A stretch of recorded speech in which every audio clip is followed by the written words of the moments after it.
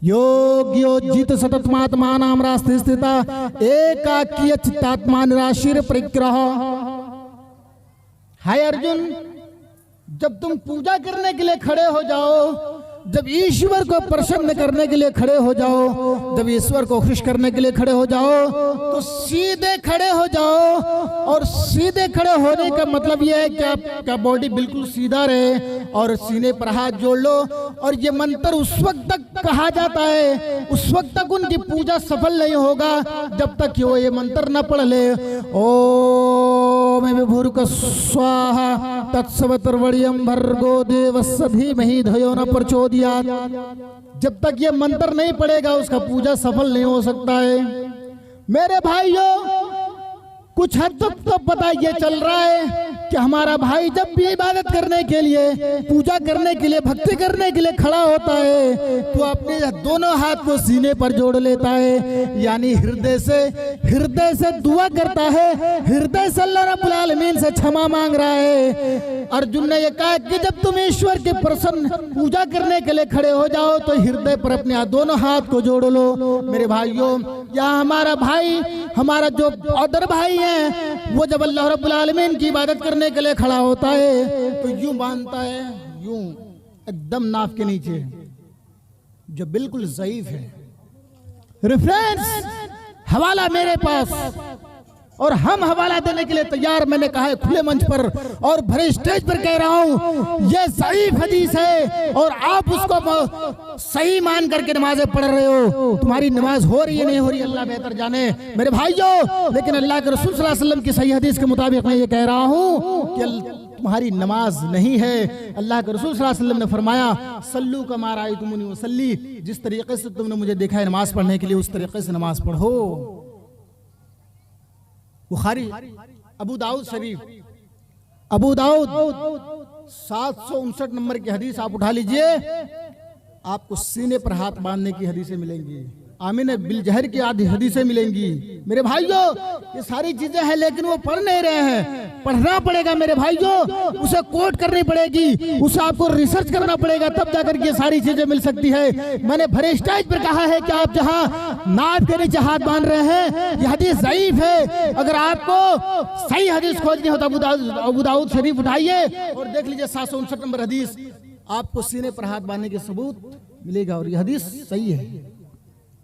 आइए, हमने यहाँ गवाही दे दी, यहाँ हमने बता दिया कि हिंदू भाई ऐसे दोनों हाथों को सीने पर जोड़ लेता है, हम भी यूं रखते हैं।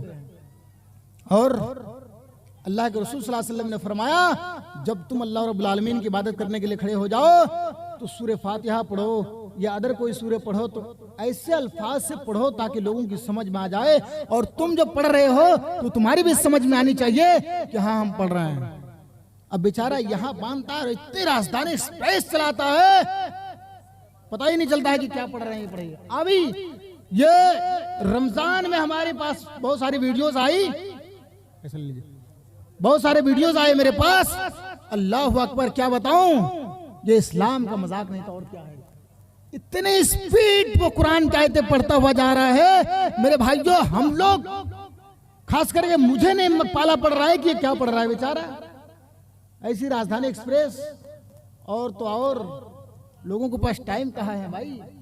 30 दिन हम तरावी पढ़ेंगे 20-20 रिकात, अल्लाह अकबर अल्लाह अकबर, टाइम ही कहाँ है। अब तो एक ही दिन में पूरी कुरान खत्म होनी चाहिए। जब एक रात में पूरी कुरान खत्म हो, 30 पारे खत्म हो, तो वो राजधानी एक्सप्रेस नहीं चलेगा, एरोप्लेन नहीं चलेगा, तो क्या ये लोकल गाड़ी जाएगी? नहीं ना। हाफिज साहब को तो पैसे से मतलब है भाई, उसे कुछ भी कर करके 20 रिकात खत्म करनी हो, पूरी कुरान खत्म करनी हो। बहरहाल ये अलग मसला है, मैं इस तरफ जाना नहीं चाहता। तो अल्लाह के रसूल सल्लल्लाहु अलैहि वसल्लम ने फरमाया, वाक़ईमुस्सलाह, नमाज पढ़िए। आइए महाभारत उठाइए, मैं आपको अभी महाभारत के अंदर ये शायर कराना चाहता हूँ, और इससे पहले मैंने हदीसें पढ़ी है, उस हदीस का सेम मैं आपको एक हदीस और सुना रहा हूँ। सिर्फ लैंग्वेज का फर्क है, सिर्फ अल्फाज का फर्क है, सिर्फ लैंग्वेज का फर्क है। हम अरबी में कह रहे हैं, यहाँ संस्कृत जबान में है। मेरे भाइयों, आप ये कह रहे होंगे, सोच रहे होंगे कि मौलवी साहब आपको संस्कृत कैसे मालूम, और आजकल नाम के आगे चतुर्वेदी लगाया जा रहा है। लोग, बहुत सारे लोग अपने आप को चतुर्वेदी भी कहते हैं। मेरे भाई जो, मैं आपसे एक रिक्वेस्ट करता हूं कि सिर्फ नाम के आगे चतुर्वेदी लगाना काफी नहीं है, आपके पास नॉलेज होनी चाहिए। लगाओ, शौक से लगाओ चतुर्वेदी। हम आपको मना नहीं कर रहे हैं और ना ही हम तुम्हारे अगेंस्ट में करके कह रहे हैं कि तुम चतुर्वेदी क्यों लगा रहे हो। लगाओ शौक से, लेकिन संस्कृत का भी मुताला करो। मेरे भाइयों, आज तक मैं एक डायरेक्टर होने के नाते एक माहद चला रहा हूँ, एक बरात भी चला रहा हूँ, प्रोग्राम लाइन में भी हूँ, और अभी तक मैं अल्हम्दुलिल्लाह ज़ेरे तालीम हूँ, और मैं संस्कृत से आचार्य कर रहा हूँ, और इंशाअल्लाह संस्कृत से PhD करने का भी इरादा है। आप लोग मेरे लिए दुआ करें कि अल्लाह रब्बुल आलमीन हमें मंजिल मकसूद तक पहुँचाए। मेरे भाइयों, संस्कृत के एक वर्ड को आपके सामने बयान कर रहा हूँ। सोचिए, समझिए, दिमाग दौड़ाइए कि आखिरकार संस्कृत का ये अल्फाज और संस्कृत के इतने जानकार लोग होते क्यों हैं। तो मेरे भाइयों, उनके पीछे मेहनत करनी पड़ेगी। अहमद विदुस्परी मेघा मृतस जगरब अहम सूर रेवाजनी। अहमद नाम का एक व्यक्ति आएगा, एक इंसान आएगा जो सूरज की तरफ चमकेगा, जो सूरज की तरह रोशन करेगा। अभी आपने इतना बड़ा पंडाल सजाया है, यहाँ पर आपने बल्ब का इंतजाम किया है, बल्ब लगाए हैं, तब जाकर के रोशनी हो रही है। जब एक सूरज पूरब से निकलता है और पश्चिम में डूबता है, तो कहीं आपने देखा है 2 सूरज निकलते हुए, 3 सूरज निकलते हुए? वो एक सूरज है जो पूरी दुनिया को रोशन करता है। मेरे भाइयों, वेद व्यास जी भी लिखे हैं, अहमद पितुस्परी मेघा मृत्युस जगरब अहम सूर्य रिवाजनी। अहमद नाम का एक व्यक्ति आएगा, एक इंसान आएगा, एक पर्सन होगा जो पूरी दुनिया में सूर्य की तरह चमकेगा। यानी आप की तरफ इशारा है कि आप 63 साल की जिंदगी में इस्लाम को मुकम्मल करके अल्लाह रब्बुल आलमीन के प्यारे हो जाएंगे। अहमद का पहला वर्ड क्या आ रहा है?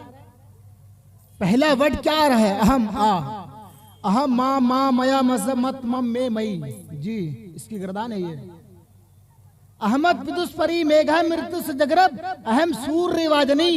अहमद नाम का एक व्यक्ति आएगा, एक इंसान आएगा जो लोगों के एक अल्लाह रब्बुल आलमीन की इबादत की तरफ आपको अग्रसर करेगा, एक अल्लाह रब्बुल आलमीन की दावत देगा कि एक अल्लाह रब्बुल आलमीन की उपासना करो।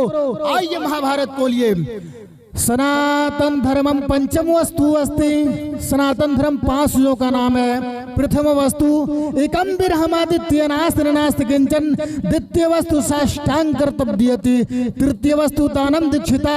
चतुर्थ वस्तु धारी। पंचम वस्तु तीर्थ यात्रा कर्तव्यति। यहाँ मैंने हदीसें पढ़ा है कि अल्लाह के रसूल सल्लल्लाहु अलैहि वसल्लम ने इस्लाम की बुनियाद 5 चीजों को बताया है कि 5 चीजें। पहली चीज ये है कि ईश्वर की गवाही देनी पड़ेगी। दूसरी चीज ये है कि नमाज पढ़नी पड़ेगी। तीसरी चीज ये है कि ज़कात देनी होगी। चौथी चीज ये है कि रमजान का रोजा रखना होगा।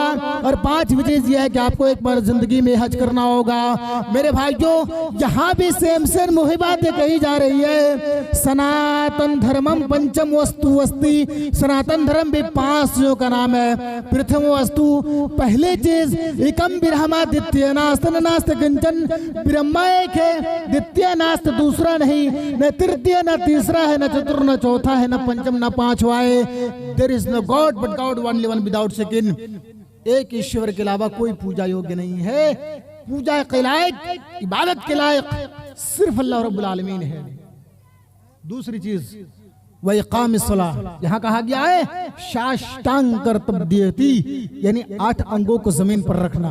8 अंग कहाँ हम रखते हैं? जब हम सजदे में होते हैं। ये पेशानी और नाक 2 हुए, 2 हाथ कहते हैं, 2 घुटने और 2 पैर जो सजदे में रखते हैं उसको कहते हैं साष्टांग का।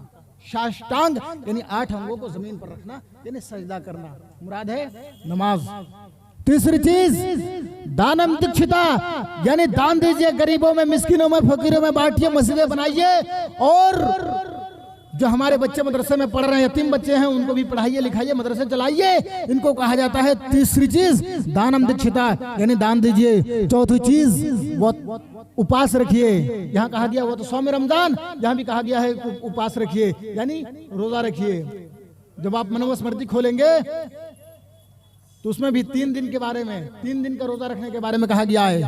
3 दिन और चौथी चीज तीर्थ यात्रा कर्तव्यति, यानी आप उस शहर की तरफ चले जाइए, वहां के गंगा के पानी से नहा धो करके अपने आप को पाक साफ कर लीजिए। यह है इस्लाम जो अल्लाह के रसूल सल्लल्लाहु अलैहि वसल्लम हमें बता कर गए हैं। सेम से मिल गया ना, यहाँ भी हदीस वही चीज कह रही है, यहाँ वेद की भी जो मंत्र है यही चीज दर्शा रही है कि अल्लाह एक, अल्लाह के अलावा कोई माबूद नहीं है। दूसरी चीज वाइता ज़का, दूसरी चीज जो है साष्टांग कर्तव्य, तीसरी चीज दानम दीक्षिता, चौथी चीज वो तो उपास रखिए, और पांचवी चीज तीर्थ